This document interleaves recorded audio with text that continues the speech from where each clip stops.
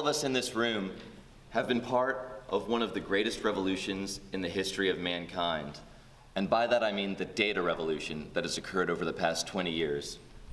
As easily as I speak to you today, I could be speaking to thousands of people on the other side of the world. And that's incredible, and that's something that 100 years ago people wouldn't even have imagined. With this, companies have been able to do things like reduce costs, but more importantly, we're able to move forward with the future of humanity. We're doing things like indexing the human genome, which is going to allow us to do so much more to treat diseases we can't treat today.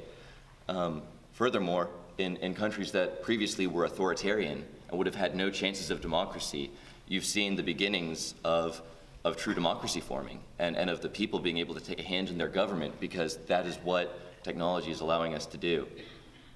We no longer live our lives only in the physical world.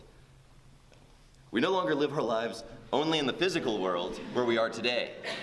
We also live much of our lives in the digital world. Like fish in a pond, our movements and our actions leave ripples in cyberspace. Now, not all of these ripples are felt by those with our best interests at heart. The growth in technology has led a new class of criminal to grow, the cyber criminals. And yeah, these guys definitely don't have your best interests at heart. These are people who are looking to come after your data for financial reasons.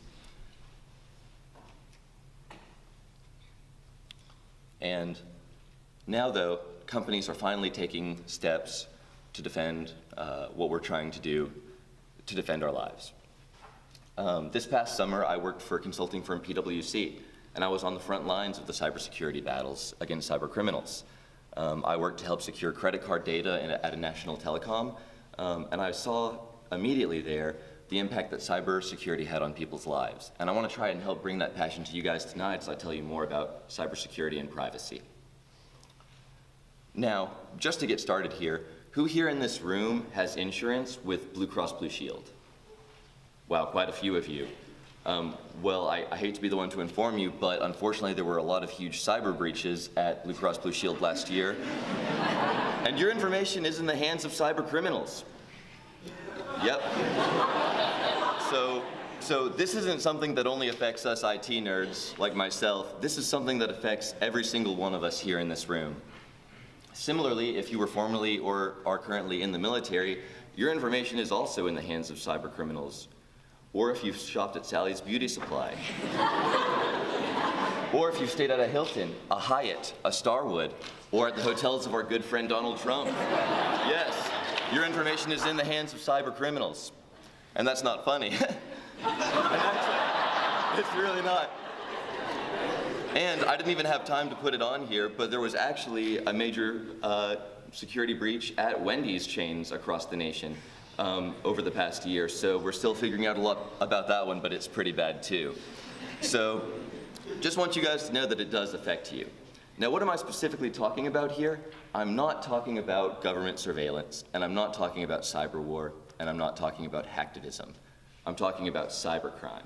And cybercrime is about the money. It's about people using your information for financial gain. Now, you are the target. What are they looking for? The first kind of data that they're looking for is physical card data, which is what is encoded on the back of your credit cards on what we call the magnetic stripe, right? Whenever you swipe your card, you use it. Criminals try to get that information so they can copy your card and use your credit card and buy things and then sell them for cash. Another thing they try to get is your personal data. This is things like your social security number, your date of birth, something that they could use to open a line of credit in your name or file a phony tax return for you. Again, they're making bank off you. Another thing they'll try to get is your financial data. And by this I mean the kind of credit card information you would use for an online purchase. Things like your billing address and credit card number, the CVV on the back of your card. And finally, your account login information for accounts like Amazon.com so they can ship themselves something nice, or your email so they can try to get into other accounts. Now, you guys are wondering how they're getting this information. And the first way they do this is through corporate or company data hacks. This is where these smart hackers try to do all this technical stuff and get into a company's computers to pull out your data. And there's a lot of data in places that you normally wouldn't think. So I'm telling you a lot right now about Wendy's card hacks, or if I told you that your healthcare provider was hacked, you're like, oh, that makes sense. That's where there is a lot of information. But some places you might not think of would be something like your local car dealer, where you went a couple years back to try to apply for a loan for your car. Well, guess what? Your social security number and date of birth is still with that car dealer. Do you think he's thinking about your security? I doubt it. But so there's a lot of targets that we don't even think of, where our information is just sitting around waiting for criminals to get at it. So let's go into, I also wanted to talk about physical skimmers for a second too. So if you guys go to a gas station or just anywhere where you swipe your card at a point of sale, one of the ways that criminals can get your information is by putting a small device on top of the gas pump that you're at or where you're swiping your card. You can't see it by the naked eye, but what it does is it takes that magnetic stripe data. And so you go to the gas station, put in your card, they've got it. Somebody else got it. And then they just come retrieve it after a couple days, and it has a few hundred people's information on it, maybe even 1,000. And that's how they get a large bulk of data. And we're talking about thousands of people's data to millions of people's data, depending on where exactly they're getting it from. So let's go inside the criminal mind and see how exactly your information is going from point A to point B to the criminals. So we have three basic players in this, this criminal scheme. The first is the hacker. The second is the trader, and the third is the thief. So let's start with the hacker. The hacker is exactly what you would think he would be. He's the guy who's going out there all smart and stuff and hacking some company's computer for 50,000 of your records, or 50 million of your records. He's the kind of person who's putting the skimmers on gas station pumps so that when you go in there and you swipe your card, he has your information. But he doesn't know what to do with it initially. But he's not the kind of person who can, with 50 million people's data, can go for each one and try to make money off of it. It would take him longer than he has in his lifespan, even with the Human Genome Project trying to lengthen that. So he sells it to the trader. The trader is a businessman, probably an online businessman usually, who will buy this data for millions and millions of dollars about you. And now the trader is in the hole for all this money because he just bought it off the hacker, so he needs to turn it around fast. Luckily, he has an online store. As easily as you and I go to Amazon to buy things, criminals can go onto the trader's online store and buy your information. They can buy it off of the type of account, such as if it's your Amazon account or something like that, or they can buy credit card data. They can choose a specific zip code. They have all these options that you wish you had on some of your online stores you go to filter your information and choose what they want to buy. And the criminals buy it. So what do they do with it? They've bought it for maybe $5 to $50, your information. Well, let's say they bought your credit card. They're going to go to a store with a copy of the credit card that they've made. They're going to say, one of everything, please. And they're going to run your account dry. They're going to try to buy whatever they can, TVs, electronics, stuff that can be easily sold, whatever they can carry in a shopping cart, and they're going to take it and try to sell it and make cash. And that's how they make their money. So that's how your information goes from being in a corporate database somewhere where you don't even know about to on the streets, somewhere in a hometown, or somewhere in Alaska where somebody just used your credit card to buy thousands of dollars worth of stuff, which sucks for you. So how do you defend yourself? And you might be surprised, it's not going to be anything incredibly technical. It's not going to be something along the lines of you guys learning to code and building some kind of defense for yourself. It's mostly going to be financial advice. And you can find a lot of this on tidetalks.org, where we're going to put it up so that there's clear instructions, very easy to follow, on how to do some of these things. First thing you can do is freeze your credit. So what is your credit? Your credit score are the 3 numbers that the credit bureaus keep track of that tell you whether or not you can open a credit card. But it's also a whole lot of other information. And what criminals will do is they'll try to get your social security number and birthday so they can pull down your credit and either open a credit card in your name before you even know it, they've used it, or they'll try to file a phony tax return in your name or something along those lines. This is a lot of money. And you don't use your credit every day. You shouldn't be going every day to the store and saying, oh, I want a new credit card. It's something you do every now and then.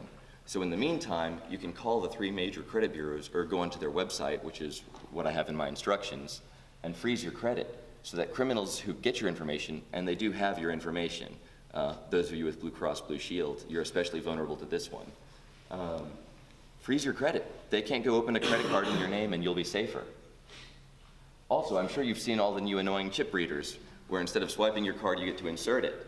But this is a huge help to you. Why? What is to stop a criminal from copying that chip as well as the magnetic stripe that you have on your card? Well, this one is like 20 times more expensive. That's why the banks have taken so long to get it out to you, because they don't want to pay for it. So if your bank hasn't given you one, you should call them up and say, hey, when am I going to get my chip? Because it's going to protect you hugely and prevent criminals from being able to copy your cards.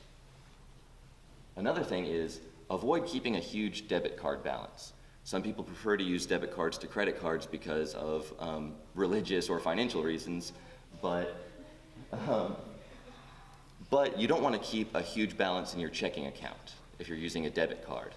Why? Because when you use a debit card, the money is immediately gone. You swipe the card, the money's gone. You have $5,000 in your account, they can spend $5,000, it's gone, it's done. Now if you use a credit card, it's easier because when you use a credit card, it's billed to you. It's not immediately gone from your account. You see that somebody has spent $5,000 on your credit card, you just call your bank and say, hey, I didn't do this. They're like, no worries, you're good. But with a debit card, it's gone. So if you're going to use a debit card, which is totally fine, keep most of your money in another account, like a savings account, and keep $300 or $400 in your checking account. Whatever you can afford not to lose, keep in your checking account. And finally, and this is the most technical of the group, use two-factor logins on the websites that you use most, especially your email. Why especially your email? Because what happens when you guys lose the password to your account? What do? You reset it. You send it back to your email, right? And so guess what happens if a hacker gets a hand on your email? They're going to go reset whatever passwords they can, probably starting with any banking information they can get to. So what is two-factor login? That's a good question. So you're usually familiar with the first factor of login, which is your username and password. That is something you know, the password. The website that you're going to says, hey, how do I know you're you? You're like, oh, because I know the password, right? But guess what? Criminal steals your password, then they know your password too. So how can you protect yourself with another layer of protection? Well, another password isn't going to work because they can learn that just as easily. It's just still something you know. So what you need is something you have. Something you have is your cell phone. So a hacker from across the world can get your password, but they can't get your phone. And the person sitting next to you in the room can get your phone, but they might not know your password as easily. They might, so keep an eye on them. So basically how this works is you get an app on your phone, made by Google is the easiest one and what I recommend, and it just generates codes every 30 seconds for you. And so you go to your favorite website and you log into it, and then it'll say, hey, also put in a code. And you put in the code, and that shows that you have your phone with you. And so if some hacker gets, for example, your bank account information or your email login, they'll go and try to log in and they'll be like, hey, password 1. You know, you could have the easiest password in the world. You could have password 123 and they'll be like, yes, got it. And then guess what? Oh no, they don't have the phone, so they can't get into your stuff and you're safe. Now again, I've put instructions on this on tidetalks.org, so you guys can go and see. If nothing else, and I know you obviously don't want to do this with every single account you have because you don't want to type in an extra code for every single account you have, do it for your email and do it for anything really, really important like your banks as they come out with this. And that's all I have for you today. I want you guys to know that as scary as this sounds with cybersecurity, technology is going to a really cool place. We're discovering things so fast and improving so fast, and we're just now starting to get a handle on how to secure all of that. And so what I'd leave you with today is explore. Don't be afraid of the digital revolution. Embrace it 100%. Just protect yourselves while you do it. Thank you.